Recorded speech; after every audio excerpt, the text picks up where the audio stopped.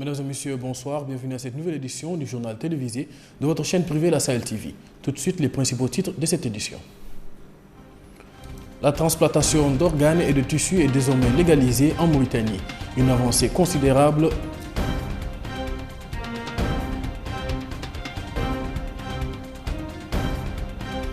Les ulémas de la Sunna terminent leur conclave à Nouakchott par une forte condamnation du radicalisme et du terrorisme. Journée de la lutte contre la tuberculose célébrée hier en Mauritanie.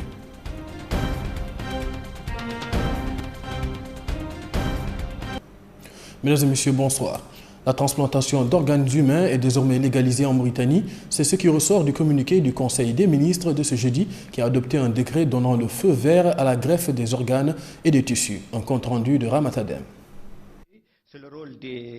Un projet de loi relatif aux dons, au prélèvement et à la transplantation d'organes et de tissus humains a été examiné et approuvé hier lors du Conseil des ministres. Ce projet de loi a pour objet de fixer les principes généraux qui encadrent le don, le prélèvement, la transplantation d'organes et la greffe de tissus humains, assurant que le respect de l'intégrité physique de la personne humaine et la gratuité du don d'organes ou de tissus humains en provenant toute utilisation abusive d'organes ou de tissus lors de l'application à l'être humain de la transplantation, a précisé le ministre de la Santé, professeur Kane Boubacar.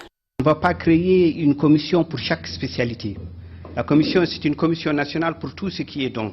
Parce que sur le plan technique, c'est les techniciens, les médecins, les spécialistes qui vont les prendre en charge. Ce que cette commission va faire, c'est de surveiller que le cadre législatif a été mis, que la loi a été respectée, que le cadre législatif a été respecté et qu'il n'y a pas,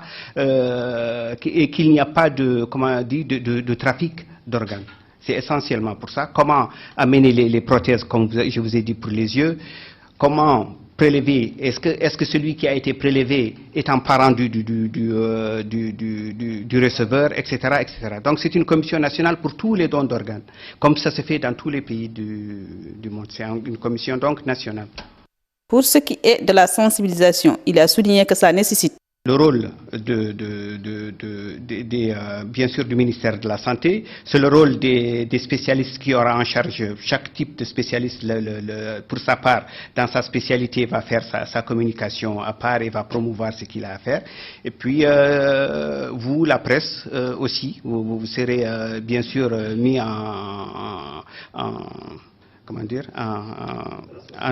associé à cela pour que tout ça soit bien vu. L'essentiel, comme j'ai dit, c'est que le malade soit au centre de tout cela et que tout le bénéfice aille au malade et nulle part ailleurs.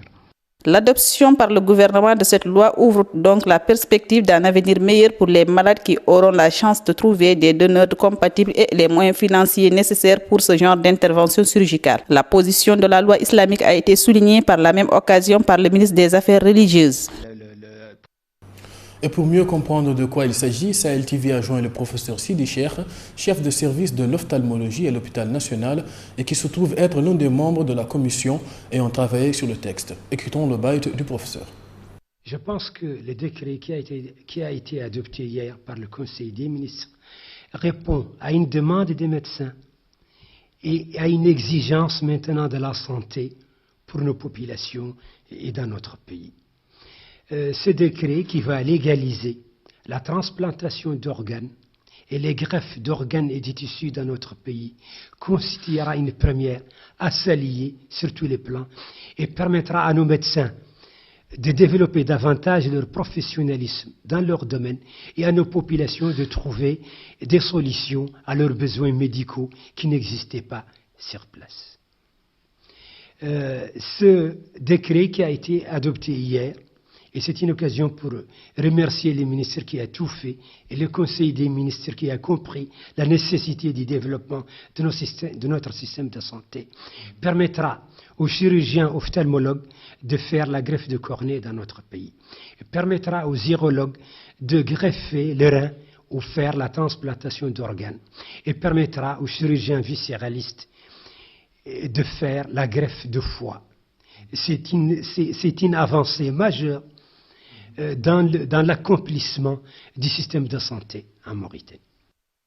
La première édition du Festival du Gorgol, organisée sous le haut patronage du président de la République, M. Mohamed Ould Abdelaziz, a débuté hier à Kaïdi, sous la supervision du wali de la région, qui a souligné l'intérêt de la manifestation pour le Gorgol, dont une bonne partie de son territoire se situe sur le fleuve Sénégal, qui constitue une source d'approvisionnement en eau pour plusieurs localités du pays. Le maire de Kaïdi a souhaité la bienvenue aux participants et insisté sur l'intérêt de l'eau en tant que moyen d'unification et de survie.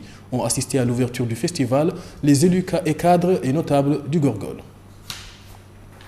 Les travaux de la conférence scientifique internationale sous le thème « Rôle des oulémas sunnites dans la lutte contre le terrorisme et l'extrémisme » ont été clôturés hier à Nouakchott. Au terme de leurs travaux, les participants ont souligné le rôle joué par la Jama sunnite et la place qu'elle occupe à travers le monde et tout au long de l'histoire. Un reportage signé Fatimata Deachi.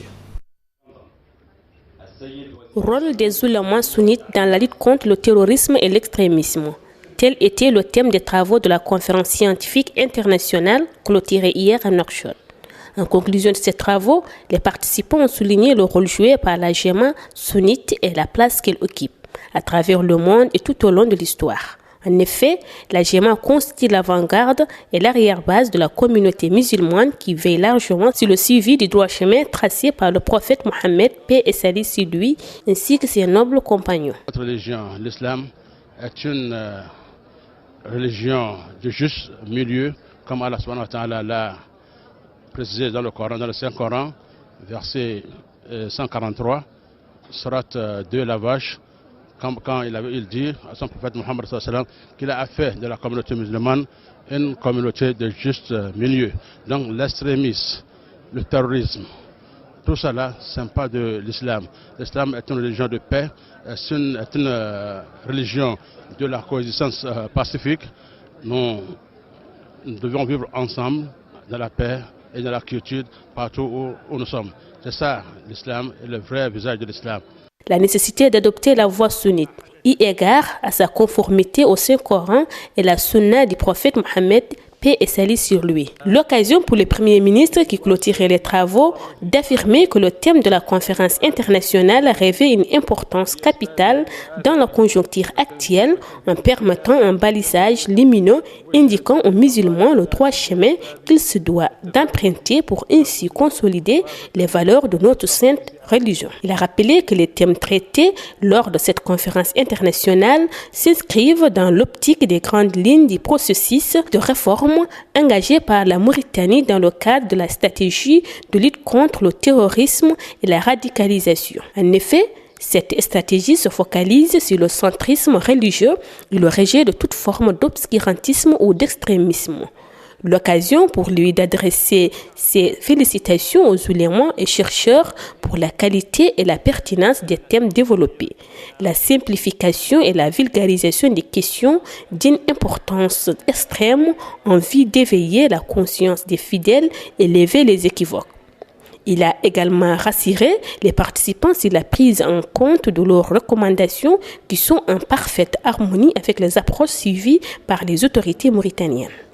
Il faut dire que la Mauritanie s'est engagée dans la lutte contre la violence et l'extrémisme à travers le traitement de leurs causes et séquelles par la mise en exécution de politiques de développement aux fins d'éradiquer les causes de l'inégalité et de l'exclusion. Dans l'aspect sécuritaire, elle joue un rôle décisif pour rendre possible la réforme et la réhabilitation des forces armées et de sécurité en vue d'être en mesure d'éliminer le terrorisme. Rappelons que la conférence scientifique internationale était organisée sous l'égide du président mauritanien qui avait supervisé son ouverture. La Mauritanie a célébré hier, à l'instar de la communauté internationale, la journée mondiale de la lutte contre la tuberculose sous le thème « S'unir pour mettre fin à la tuberculose ». L'objectif visé est de sensibiliser de larges couches de la population sur la nécessité de poursuivre le traitement jusqu'à la guérison totale, ce qui permet une meilleure immunité contre ce fléau.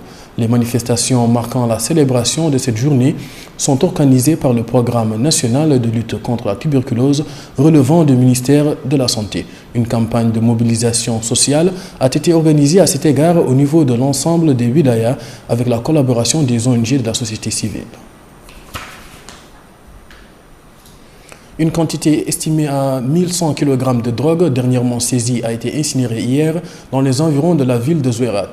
Le procureur de la République auprès du tribunal de la Wilaya, M. Lahbib Ould Mohamed Mortar, qui a supervisé l'opération d'incinération, a indiqué que la quantité détruite a été saisie récemment par une patrouille de l'armée nationale dans la Muqata'a de Birmourien. L'incinération s'est déroulée en présence du conseiller du Wali de Tiris Zemour, chargé des affaires juridiques et de certains responsables administratifs et sécuritaires de la Wilaya. Un peu de sport, l'équipe de Mauritanie a battu celle de la Gambie 2-1 ce mardi 25 mars 2016 à Nouakchott grâce à un doublé de l'attaquant Moulay Ahmed Khalil Bessam. Une victoire qui permet aux Mourabitoun de rester en course dans le groupe M des éliminatoires de la Coupe d'Afrique des Nations 2017. Les Gambiens tenteront de prendre leur revanche ce 29 mars lors de la 4e journée. Voilà ce qui met fin à cette édition que j'ai eu le plaisir de vous présenter. Retour sur les principaux titres de ce journal. La transplantation d'organes et de tissus est désormais légalisée en Mauritanie, une avancée considérable.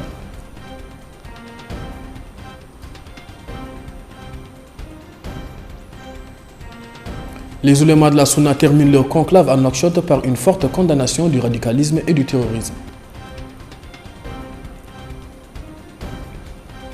Journée de lutte contre la tuberculose célébrée hier en Mauritanie.